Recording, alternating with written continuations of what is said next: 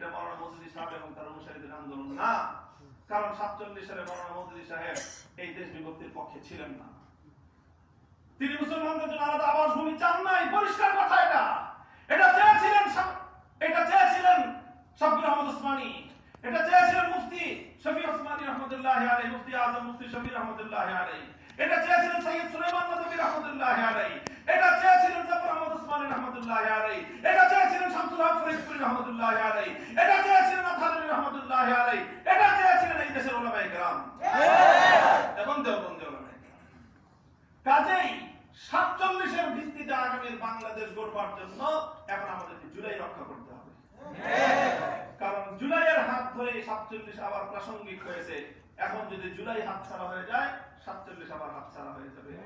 কাজেই হে আমার কওমের সন্তানেরা, আমি তোমাদেরকে বলতে চাই, ডাক দিয়ে যাই, আমাদের পূর্বপুরুষরা, আর আমার একটু বেশি আবেগ এই জন্য, কারণ শাব্বির আহমদ ওসমানী, জফর আহমদ ওসমানী তারা দুজন আমার সরাসরি দাদা উস্তাদ।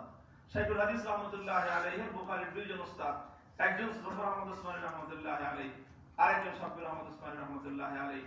এটাকে শুধু আমরা আমাদের রাজনৈতিক বিরাসত মনে করি না, এটা আমরা আমাদের দ্বীনি বিরাসত মনে করি, ইলমি বিরাসত মনে করি, দ্বীনি আমানত মনে করি। এই বাংলাদেশের মাটিতে আবার নতুন করে এইভাবে 47 এর চেতনার ভিত্তিতে দিল্লির গোলামীর জিঞ্জির ছিন্ন করে ইসলাম এবং মুসলিম জাতিসত্তার ভিত্তিতে নতুন দেশ গড়বার এই আওয়াজ যেটা উঠেছে, এই আওয়াজকে পূর্ণতা পর্যন্ত পৌঁছে দেওয়া, এটাই হলো আমাদের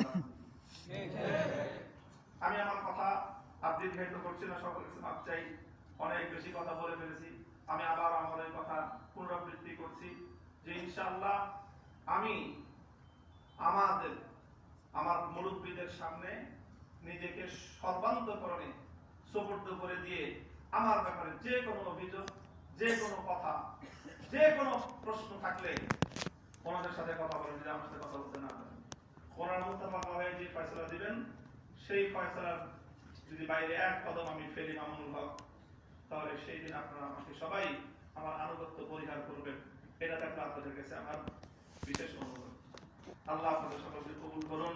বাংলাদেশের উলামায়ে দেওবন্দ ইসলামের সঠিক যে মানহাজ, এটা যে আগে বাড়ায় নিয়ে যাচ্ছে, আমরা পাহারাদার হিসাবে হলেও এই মাসলাকের সাথে, এই মাসলাকের সাথে, এই ফিতরার সাথেই আমরা ইনশাআল্লাহ আল্লাহ পাক রব্বুল আলামিন আমাদেরকে শেষ দম পর্যন্ত, জীবনের শেষ মুহূর্ত পর্যন্ত এভাবে লেগে থাকার তৌফিক দান করুন। আপনাদের সকলকে শুকরিয়া জানিয়ে রাবেতাতুল ওয়াইজিন বাংলাদেশের উত্তরোত্তর সাফল্য ও উন্নতি কামনা করে আমি আমার কথা শেষ করলাম। ওয়া আখিরু দাওয়ানা আলহামদুলিল্লাহি রাব্বিল আলামিন। আসসালামু আলাইকুম ওয়া রাহমাতুল্লাহ।